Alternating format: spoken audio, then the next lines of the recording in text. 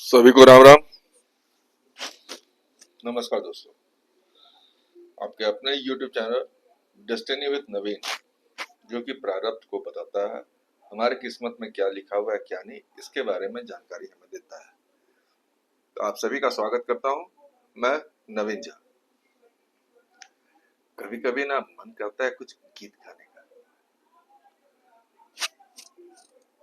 दुनिया में ऐसे कोई भी नहीं है 0 से लेके 100 तक में जो कभी ना कभी ये गीत ना गुनगुना। वो गीत है, दुनिया बनाने वाले काहे को दुनिया बनाई तूने, काहे को दुनिया बनाई। जब आदमी परेशान हो जाता है ना और परेशान रहता है, वो रास्ता खोजने के बदले साइकोलॉजिकल इफेक्ट है कि वो उसमें उलझ जाता है और उसको समय लग जाता है, और उस समय वो ये गीत गुनगुनाता है। गीत गुनगुनाना गलत बात नहीं है, अपने आप में सही है। कम से कम उस बहाने वो अपने मस्तिष्क और आत्मा और मन की दिशा को बदल तो रहा है। चलिए, अब इससे पहले जो मैंने 8 राशियों को बता दिया था कि जो तृतीय भाव में, पराक्रम भाव में या सहज भाव में हैं, उनका प्रभाव हमारे ऊपर क्या पड़ता है। अब अंतिम के 4 और मतलब 12 राशियां वहां पे उपस्थित हो जाएंगी, तो उसके बाद तृतीय भाव खत्म हो जाएगा। फिर इसके बाद चतुर्थ भाव में वही 12 राशियों का प्रभाव हम पर क्या पड़ेगा वो हम बताएंगे। तो आज हम बताते हैं आपको, अगर तृतीय भाव पराक्रम भाव में धनु राशि अगर 9 नंबर लिखा हो या सजिटेरियस जोडियाक है, तो ऐसे लोग का शरीर गठीला और मजबूत होता है। जो लड़ने की कला या कह सकते हैं युद्ध कला को जानने वाले भी होते हैं, यदि ये लोग पुलिस या सेना में नौकरी करे तो इनकी उन्नति भी होती है।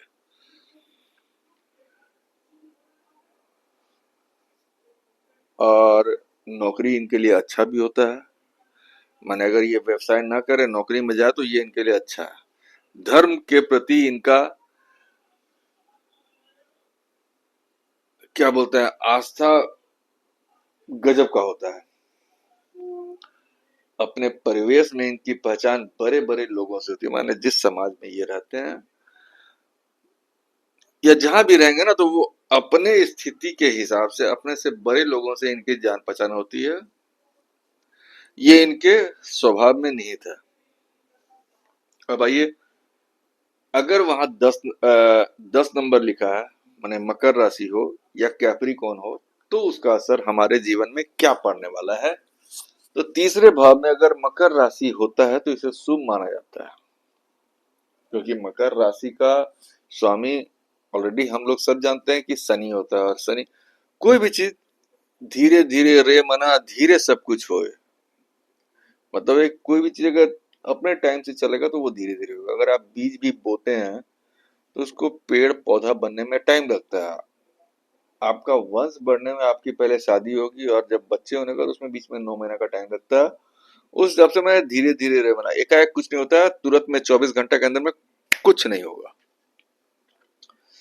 तो ये कि इसे शुभ माना गया। इनका व्यक्तित्व आकर्षक होता है, लोकप्रिय, और अपने विरोधी से काम निकालने में ये माहिर होते हैं। इनमें क्या बोलते हैं,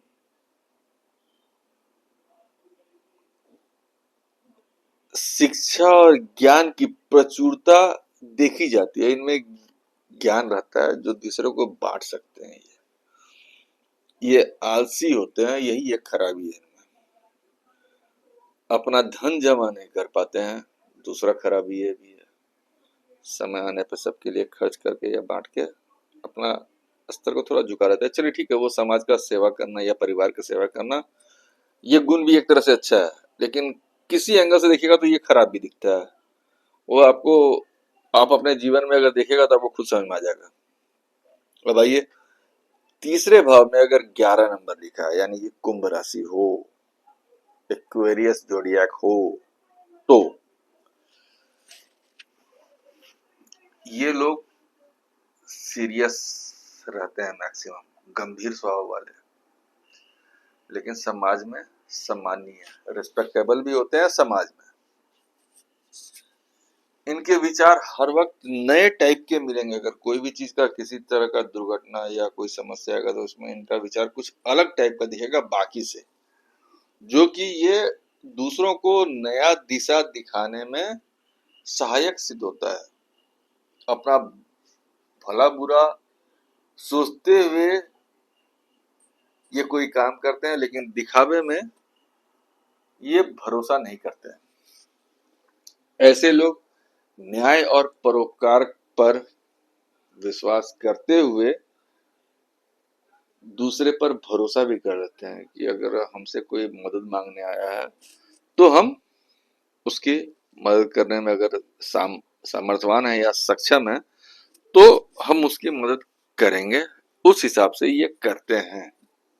उनका परिणाम उनको क्या मिलेगा वो नहीं सोचते। ये सोचता है कि किसी की मदद करने या किसी का परोपकार करना, किसी का सेवा करने से ना कुछ मिले ना मिले, लेकिन अगर उनकी दुआ भी अगर हमें दुआ माने आशीर्वाद भी अगर हमको मिल जाता है ना, तो वो कभी ना कभी किसी बुरे वक्त में हमारे बहुत अच्छे काम आ जाता है। ये आप अपने जीवन में घटनाओं और दुर्घटनाओं को देख के समझ सकते हैं। अब आइए, अंतिम राशि 12वीं राशि अगर तृतीय भाव में हो, मतलब मीन राशि 12 नंबर या पाइसेस वहां लिखी हुई हो, तो उसका प्रभाव हमारे जीवन पर या जन्म कुंडली पर क्या पड़ेगा और उससे हमारे प्रारब्ध में क्या मिलने वाला है, या उसके द्वारा हमारे प्रारब्ध तक हम पहुंच पाएंगे कि नहीं, ये समझने की कोशिश करते हैं। जिनके जन्म कुंडली के तीसरे भाव में मीन राशि रहती है वो लक्ष्य के प्रति जागरूक रखते हैं। ये रहस्यमय टाइप के भी होते हैं। दिमाग में चल रहा होता है कुछ है, करते कुछ है, दिखाते कुछ है, होता कुछ है। इस हिसाब से माने दूसरे लोग इन्हें समझ नहीं पाएंगे। कहने का मतलब ये है, ये हमेशा नया नया कोई प्रोजेक्ट पे ध्यान देते रहेंगे। प्रोजेक्ट मतलब ऑफिशियल नहीं बोल रहा हूँ, मैंने नई नई योजनाएं कुछ ना कुछ दिमाग में चलाते रहेंगे, ऐसा करें वो करें ये करें वो करो, इस हिसाब से। और स्वभाव इनका थोड़ा उग्र होता है, क्योंकि अपने आप में ये बेचैन रहते हैं, कहीं कहीं उलझे रहते हैं। तो अगर इनको कोई डिस्टर्ब करेगा तो ये थोड़ा सा उग्र स्वभाव के भी हो जाते हैं। अपने संतान के प्रति इनको लगाव बहुत रहता है।